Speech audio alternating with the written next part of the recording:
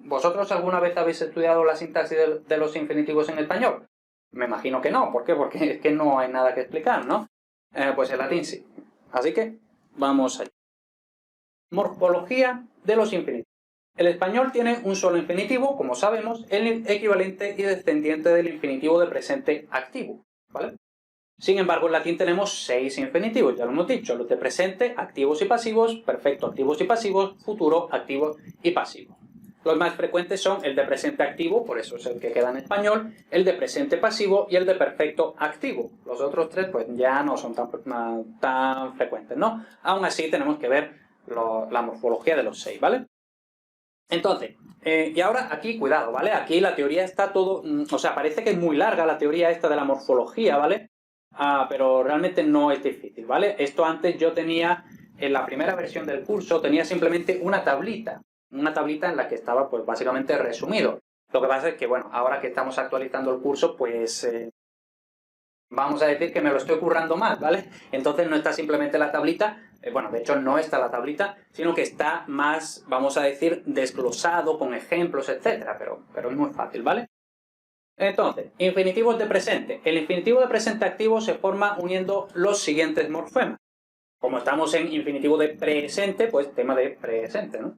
Luego, el morfema e, breve, solo en la tercera conjugación, y ya luego re, que es propiamente la desinencia de infinitivo activo, que es luego lo que en español se pierde la e y nos queda la r, ¿no? Entonces, de amare nos queda amar en español, ¿no? En italiano queda tal cual, amare, ¿no? Etc. Por tanto, tenemos amare, monere, ducere. Entonces vemos aquí en esta tercera conjugación, tenemos esta e breve, ducere, luego capere y luego audire, ¿vale? Entonces vemos aquí las 3 conjugaciones españolas. La primera viene de aquí, la segunda viene de aquí, también de una mezcla un poco así de todo, y luego la tercera que viene de aquí, ¿no? Pues ya está. Por su parte, el infinitivo de presente pasivo se forma del siguiente modo. Tema de presente y luego ri, ¿vale? Entonces vemos re activo, ri pasivo, y luego en las conjugaciones tercera y mixta no es ri, sino que solo es i, sin la r, ¿vale? Entonces tenemos amari, moneri, duki, ojo, no dukiri ni nada de eso, que parece otra cosa. Aquí otra vez, no capiri, ¿no? Sino capi, y luego audiri, ¿vale? Entonces, pues bueno, pues ya está. Luego, infinitivos de perfecto. El infinitivo de perfecto activo se forma uniendo los siguientes morfemas. Tema de perfecto, entonces otra vez, estamos en perfecto, tema de perfecto. Y luego ise, y ya está, ¿vale? Luego ise también nos sonará, ¿no? Nos tiene que sonar del subjuntivo, del pluscuamperfecto del subjuntivo, ¿no? Por tanto, tenemos amawise, monuise, duxise, quepise, audiwise, y ya está, ¿vale? No tiene mayor dificultad. En cambio, entonces ya empezamos, o sea, los 3 más usados son los 3 más fáciles. Luego, los 3 menos usados son los, vamos a decir, los más complicados, ¿no? Entonces, el infinitivo de perfecto pasivo es perifrástico, es decir, no tiene una sola palabra, sino que tiene más de una palabra. Entonces, ¿cómo se forma? Acusativo del participio de perfecto, concordando en género y número con el sujeto. Infinitivo de presente del verbo sum. Ocasionalmente puede aparecer el de perfecto, pero bueno, eso es similar a lo que habíamos visto, todo del desfase temporal de la voz pasiva, etcétera, entre el verbo sum, la forma perifrástica, el tema de perfecto, todo eso, ¿no? Entonces, esto es análogo a eso que habíamos visto, pero bueno, lo frecuente es infinitivo de presente del verbo sum. Y luego, muy importante, participio de perfecto en acusativo. Ahora veremos un poquito más abajo, cuando veamos la sintaxis, entenderemos por qué en acusativo. ¿Por qué no en nominativo? Si se supone que concuerda en género y número con el sujeto, ¿vale? Entonces, ¿el sujeto no está en nominativo? Pues bueno, eso es una de las cosas que tenemos que ver en esta clase, en la sintaxis, ¿no? Por tanto, tenemos amatum, amatam, amatum o amatos, amatas, amata, s. Y eso es lo típico, pero puede aparecer también fuise, ¿vale? Luego, infinitivos de futuro, que estos ya son bastante frecuentes. El infinitivo de futuro activo es también perifrástico, acusativo del participio de futuro, concordando en género y número con el sujeto, infinitivo de presente de sum. Ocasionalmente puede aparecer el de perfecto. Bueno. Por tanto, tenemos amaturum, etcétera, ese o fuise, y vemos que es infinitivo de presente, entonces no es infinitivo de futuro del verbo, no, infinitivo de presente, ¿vale? Como se marca el futuro es con el participio de futuro, ¿vale? Amaturum, con este morituri te salutan, pues ahí lo tenemos, ¿no? El infinitivo de futuro pasivo tiene dos formas de expresarse. La primera de ellas, más frecuente, es la siguiente. Acusativo del gerundivo, concordando en género y número con el sujeto, infinitivo de presente de sum. ¿Vale? Entonces vemos que siempre es infinitivo de presente. Lo que marca el tema del infinitivo, si es de presente de perfecto o de futuro, es el tipo de participio que estemos usando, no el verbo sum. Por tanto, tenemos amandum, etcétera, ese o quizá fuise. Luego, esa es la forma más frecuente de que aparezca este participio, que ya de por sí es muy infrecuente.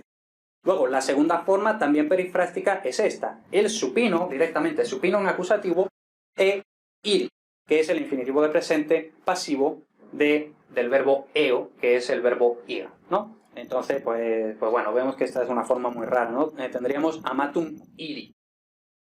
Bueno, yo no sé si esto alguna vez me ha salido en mi vida, no, creo que no, quizá alguna vez, pero creo que no. Así que imaginad cuántas veces os va a salir a vosotros. Bien, lo que hemos visto es la parte fácil, la morfología. Eso no tiene más historia que estudiársela de memoria, por supuesto, entender así grosso modo, pero sobre todo estudiársela de memoria. Ahora viene lo más complicado y donde más os soléis liar y lo que sí que tenemos que entender de verdad, ¿vale? Entonces, sintaxis de los infinitivos. La sintaxis de los infinitivos en español es bastante simple, ¿no? Al menos yo nunca he estudiado en el colegio, en el instituto, la sintaxis de los infinitivos en español. Sin embargo, los infinitivos en latín tienen desde el punto de vista sintáctico mayor complejidad, pues existen construcciones que no han sobrevivido en español, o al menos no de forma tan productiva, no de forma tan frecuente. De forma tradicional y más estrictamente gramatical, los infinitivos tienen dos funciones principales. La nominal, funcionan como un sustantivo, y la verbal, funcionan como un verbo. Ahora, esto es un poco lo que yo decía al principio, de que aquí hay un conflicto terminológico que a mí muchas veces no me deja dormir, ¿no? Esta clasificación de los infinitivos nominales, de los infinitivos verbales, sin ánimo de ofender a nadie, pero que esto es un auténtico cuento chino, ¿vale? Eso no tiene razón de ser. Yo lo pongo aquí por, bueno, mi obligación para, si tenéis profesores que siguen esta terminología, pero que eso es un cuento, lo digo ya. Y luego, de manera más práctica, es decir, vemos que tenemos dos tipos de clasificación. La primera clasificación, estrictamente gramatical, por no decir la tradicional que alguien se sacó de la manga y que luego todo el mundo siguió usando, y luego la que, de verdad, la que es práctica, que no es nominal y verbal, sino concertados y no concertados, ¿vale? Eso es lo que de verdad nos va a importar a nosotros. Pero bueno, vamos a ver las dos clasificaciones y luego, pues cada uno que se quede con la que le pida su profesor. Si no tenéis profesor que os pida ninguna, pues nos quedaremos con concertado y no concertado, que es la que tiene sentido, ¿vale? Entonces, el cuento de infinitivos nominales y verbales. Estudiaremos la clasificación tradicional en primer lugar para explicar toda la sintaxis relevante y ya luego, una vez que hayamos estudiado todo así en plan rollo, iremos al grano en la clasificación de verdad, ¿no? Ojo, eso no significa que os podáis saltar esta parte. Esta parte, aunque no vayáis a adoptar esta terminología de nominal y verbal, pero vamos a explicar cosas que son importantes. Entonces no podéis saltaros esta parte. Bien. Infinitivos con función nominal. El infinitivo funciona en este caso como un sustantivo, se supone. Solo suelen tenerla los infinitivos de presente, activo y pasivo, y muy raramente el de perfecto activo. Cuando los infinitivos tienen esta función, se traducen por el correspondiente infinitivo del español. ¿Vale? Entonces, en esta función, infinitivo se traduce por infinitivo. Estos infinitivos pueden llevar todo tipo de complementos dependiendo del verbo que sea y de la voz en la que esté el infinitivo. Las funciones sintácticas habituales de estos infinitivos son objeto directo o sujeto. Es la más frecuente y aparece dependiendo de numerosos verbos transitivos que han conservado en español esa misma construcción. Los más frecuentes son possum, poder, debeo, deber, soleo, soler, coepi, empezar, constituo, decidir, dequerno, decidir, etc. Y luego el sujeto es menos frecuente y aparece dependiendo de cualquier expresión formada por el verbo sum o cuando depende de verbos impersonales como decet, es apropiado, licet, se permite, es lícito, o portet, es necesario, es adecuado, etc. Entonces, Aquí, si os sabéis las perífrasis en español, y deberíais saberlas, me imagino, porque las habréis estudiado en lengua española, pues sabréis que esto es una locura, esto que está dicho aquí es una locura. Porque poder, lo que sea, poder hacer algo, eso es una perífrasis. En las perífrasis, los dos verbos que forman la perífrasis se analiza como una única unidad. Todo es un verbo. Entonces, pues, por ejemplo, yo debo comer sano. Pues debo comer, se analiza todo como si fuera un único verbo. No se analiza comer como el objeto directo de deber. Eso es una locura. Entonces, ¿por qué si en español es así, que es como es correcto esa sintaxis? En latín debería ser así. O sea, es que no tiene sentido, ¿vale? Entonces, esto, bueno, como digo, si os lo piden así, pues nada, os aguantáis. Pero que esto no, yo le veo que no tiene sentido. Y ojo, esto no es una cosa que solo unos pocos profesores muy tradicionales sigan esto. Hay muchísimos profesores que todavía siguen con este cuento, con el que yo estoy totalmente en desacuerdo, ¿vale? Entonces, pues, bueno, aquí está este conflicto que tengo yo de que sé que esto no se sostiene, pero que por otra parte, como a muchos os piden esto, pues yo me veo obligado a explicarlo, ¿vale? Pero que yo personalmente no creo en esto, ¿vale? Esto es el anticristo, ¿vale? Y luego, la otra parte, infinitivos con función verbal, ¿vale? Esto sigue siendo parte del anticristo, ¿eh? La pueden tener todos los infinitivos cuando... no, perdón. O sea, con esto terminamos, ¿vale?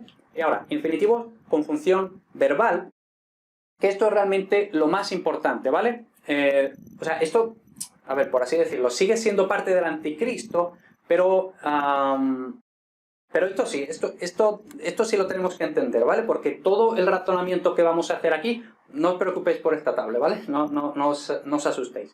Pero todo este razonamiento que vamos a hacer aquí es lo más importante, importantísimo de esta clase, ¿vale? Esto, insisto, importantísimo, fundamental. Lo que pasa es que está explicado aquí en medio del anticristo, pero esto es fundamental, esto es importantísimo, ¿vale?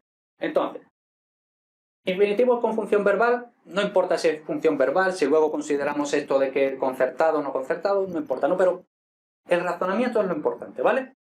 Cuando un infinitivo funciona como verbo, tenemos en latín una oración subordinada completiva sustantiva de infinitivo. Entonces, aquí está la cuestión. ¿Por qué? O sea, realmente no hay una diferencia entre por qué esto, si lo entendemos... O sea, por qué esto es simplemente un objeto directo, pero que no es una oración subordinada de objeto directo, y esto sí es una oración subordinada de objeto directo. O sea, ahí no... Bueno, en fin. Entonces, como decía, oración subordinada completiva o sustantiva de infinitivo. ¿Vale? Entonces, aquí vamos a tener una oración subordinada que tendremos que marcarla en el análisis con, bueno, nosotros lo hacemos así, ¿no? Con estas, los corchetes, paréntesis, etcétera, ¿no? Vale, entonces, ahora, lo importantísimo. Este tipo de oraciones se caracteriza por lo siguiente. 1. El verbo está en infinitivo, por eso es una oración de infinitivo. Luego, esto, algo raro. El sujeto aparece en acusativo, ¿vale? Entonces, decíamos siempre, el sujeto va en nominativo. Entonces, aquí hay una aparente contradicción, ¿no? El sujeto aparece en acusativo, sin preposición, lógicamente. Y si hubiera atributo, ya sabemos, el atributo va en nominativo, porque el sujeto va en nominativo. Pues entonces aquí, si el sujeto va en acusativo, el atributo va en acusativo también, ¿vale? Entonces, muy importante esto. Luego, en latín no hay ninguna conjunción que una la oración de infinitivo con la principal, ¿vale? Entonces, en español metemos un que entre la oración principal y la de infinitivo. En latín no. Y luego, en español hay que traducir añadiendo la conjunción que y el verbo, que en latín está en infinitivo, tenemos que conjugarlo en español en un tiempo en forma personal de acuerdo a la siguiente tabla de forma que marque el tiempo relativo correspondiente. Entonces, esta tabla realmente, a ver, no digo que sea incorrecta, esta tabla es correcta, ¿vale? Esta tabla está bien. Yo no la voy a explicar. ¿Por qué? Porque no tiene sentido aprenderse de memoria esta tabla. Por eso, hace 3 o 4 clases, hemos estudiado el tiempo relativo, hemos comprendido, hemos entendido y sabemos aplicar el tiempo relativo. Entonces, esta tabla es, en plan, Tenemos dos opciones. Una, aprendernos esta tabla en plan loro, en plan papagayo, o dos, si hemos entendido el tiempo relativo, simplemente aplicamos el tiempo relativo. Esta tabla, como vemos, ¿no? Verbo de la oración principal, si está en presente o en futuro, o si está en un tiempo de pasado, en pretérito. Y luego, dependiendo de qué tipo de infinitivo tengamos, si tenemos infinitivo de presente, si tenemos infinitivo de perfecto, si tenemos infinitivo de futuro. Pues ya sabemos, igual que en los participios, el infinitivo de presente expresa simultaneidad respecto al verbo de la oración principal, que puede ser presente o futuro o pretérito. Infinitivo de perfecto, que expresa anterioridad, infinitivo de futuro, que expresa posterioridad. ¿Vale? Entonces, no voy a explicar esto porque, como digo, esto no tiene sentido, ¿vale? Simplemente tenemos que saber aplicar el tiempo relativo. De todas formas, en este módulo de los infinitivos es importantísimo, es fundamental que hagamos las prácticas, porque las prácticas es donde vamos a realmente entender cómo se aplica el tiempo relativo a los infinitivos, cómo se hace todo esto de que el sujeto es un acusativo, tenemos que meter un qué, no sé qué, tenemos que calcular el tiempo relativo del infinitivo, que si es de presente respecto al tiempo de la oración principal en futuro, no sé, bueno, todo eso que parece muy complicado, una vez que hayamos practicado un poquito, pues va a ser muy fácil, lo vamos a entender muy fácil y ya va a estar tirado, ¿vale? Cuando el sujeto es el mismo en la oración principal y en la oración de infinitivo, en español se puede mantener el verbo en infinitivo, ¿vale? Entonces, vamos a verlo muy fácil. Illa missam esse a patre dixit. Aquella dijo, entonces literalmente, según lo que tenemos aquí de esta tabla o del tiempo relativo, lo que sea, tendríamos que literalmente esto sería aquella dijo que había sido enviada por su padre. Pero realmente vemos que el sujeto es illa dixit, pero también illa missam esse. Entonces vemos que el sujeto realmente es el mismo. Entonces aquella dijo que aquella había sido enviada por su padre. Entonces el sujeto es el mismo, por tanto podemos decir tanto esto como aquella dijo haber sido enviada por su padre. ¿Vale? Entonces, precisamente por todo esto del tiempo relativo, que no lo vamos a explicar aquí, ¿vale? Lo vamos a ver muy claro en las prácticas. Pero vemos aquí que ¿por qué hemos elegido había sido enviada en pluscuamperfecto? Bueno, primero, ¿por qué hemos elegido voz pasiva? Porque tenemos infinitivo pasivo. Luego, ¿por qué hemos elegido pluscuamperfecto? Porque el pluscuamperfecto sabemos que expresa anterioridad respecto a un tiempo de pasado. Entonces, tenemos aquí Dixit, tiempo de pasado. Y luego tenemos infinitivo de perfecto, ya sabemos que el infinitivo de perfecto expresa anterioridad, entonces la anterioridad expresada por este infinitivo respecto a un pasado, en español se expresa con pluscuamperfecto. Insisto, no os inmoléis con esto, ¿vale? Lo vamos a entender muy claro cuando hagamos las prácticas. Entonces de momento estamos viendo aquí la teoría, yo sé que es muy abstracto, que es muy complejo, que es muy difícil, tranquilidad, luego vamos a hacer las prácticas, lo vamos a entender y luego, cuando hayamos hecho las prácticas, pues lógicamente podéis volver aquí, podéis volver a estudiar la teoría, podéis volver a ver este vídeo, etcétera, etcétera, ¿vale? Entonces, tranquilidad, seguimos. Las oraciones de infinitivo funcionan normalmente como complemento directo y con menor frecuencia como sujeto de la oración principal, aunque pueden aparecer dependiendo de muchos verbos. Cuando funcionan como complemento directo lo suelen hacer dependiendo de verbos de lengua, entendimiento o sentido. Importantísimo, importantísimo, esto importantísimo, ¿vale? Igual que con los adjetivos, cuando estudiamos por primera vez los adjetivos dijimos el adjetivo concierta o concuerda con su sustantivo en género, número, caso. Decíamos género, número, caso, género, número, caso. Pues aquí tenemos que aprendernos perfectamente esto de verbo de lengua, entendimiento, sentido. Lengua, entendimiento, sentido. ¿Vale? Que es muy difícil decirlo rápido. Pero lengua, entendimiento, sentido. Ahora, ¿qué es esto de lengua, entendimiento, sentido? Pues verbos de lengua, tipo decir, hablar, ordenar, preguntar, ¿vale? Verbos en los que se hablen o sean análogos, ¿vale? Entendimiento, pues que usemos el cerebro. Comprender, pensar, creer, etcétera, darse cuenta, etcétera. Y sentido, es decir, los sentidos, típicamente ver y oír. Pero puede ser escuchar, mirar, observar, etcétera, ¿vale? En general, lengua, entendimiento, sentido, ¿vale? Eso fundamental, ¿vale? Entonces, otra vez, ¿qué está diciendo este tío de lengua, entendimiento, sentido? ¿Qué tiene que ver esto con lo que acabamos de ver? Pues que estas oraciones de infinitivo, en las que tenemos que convertir el infinitivo en una forma personal, etcétera, etcétera, normalmente va a ocurrir, el 99% de las veces va a ocurrir dependiendo de verbos de lengua, entendimiento, sentido. Lengua, Dixit. Dependiendo de verbos, es decir, el verbo principal es de lengua, entendimiento, sentido. Otra vez, lo vamos a ver muy claro en las prácticas. Bien, cuando están en voz activa o son verbos deponentes. Bueno, entonces, insisto, es fundamental comprender y aprender lo de verbos de lengua, entendimiento y sentido. Y luego la función de sujeto puede aparecer dependiendo de los verbos anteriores cuando están en voz pasiva. Ya sabemos que la voz pasiva es la conversión de la voz activa transitiva en voz pasiva. Y con valor pasivo cuando depende de cualquier expresión en la que está el verbo son o cuando depende... Bueno, eso no importa mucho, ¿vale?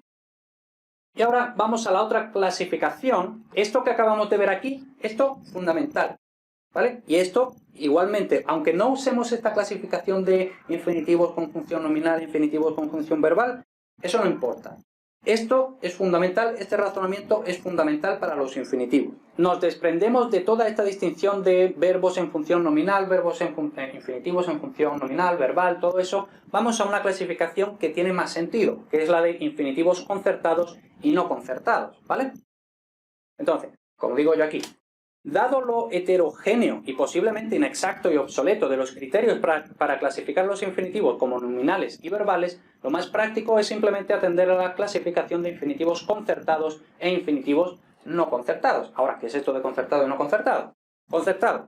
El sujeto del verbo principal y del infinitivo es el mismo. No concertado. El sujeto de ambos verbos es diferente. ¿Vale? Ya está. Concertado.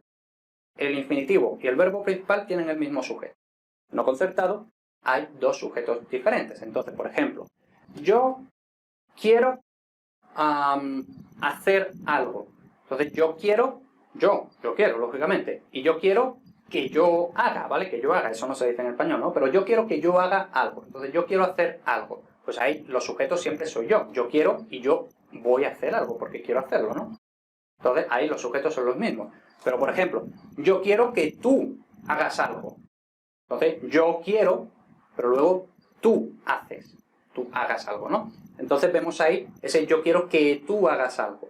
Pues ahí, eso tenemos dos sujetos distintos y eso en latín iría con una oración subordinada de infinitivo no concertado en este caso, porque los sujetos son distintos, y luego el sujeto, ese tú, estaría en acusativo, es decir, sería te, ¿no? Vale, pues eso es básicamente, ¿vale? Concertado, no concertado, creo que es fácil entenderlo. Los infinitivos concertados, independientemente de su teórica función de nominal, verbal, lo que sea, se traducen por infinitivo, simple o compuesto, ¿vale? Entonces, comer, haber comido. En español, ¿vale? Entonces, infinitivos concertados por infinitivo, así de fácil. Luego, los difíciles son los no concertados, ¿vale? Ese yo quiero que tú hagas algo, ¿no? Por una forma personal según el tiempo relativo expresado por el infinitivo introducida por la conjunción subordinada que. Es decir, básicamente lo que hemos explicado aquí, ¿no? En todo esto son infinitivos no concertados, etcétera, etcétera, ¿vale? Y tenemos que tener en cuenta todas esas cosas. Nos aparece un infinitivo, tenemos que mirar el verbo del que dependen, es de lengua, entendimiento, sentido. Venga, pues sí, entonces tenemos que calcular qué tipo de infinitivo es, de presente, de perfecto, de futuro. Entonces será simultaneidad, anterioridad o posterioridad respecto al tiempo de la oración principal. Entonces tenemos, como ya no sabemos la teoría del tiempo relativo, tenemos que calcular cuál es el tiempo relativo del infinitivo respecto al tiempo, ¿vale? Entonces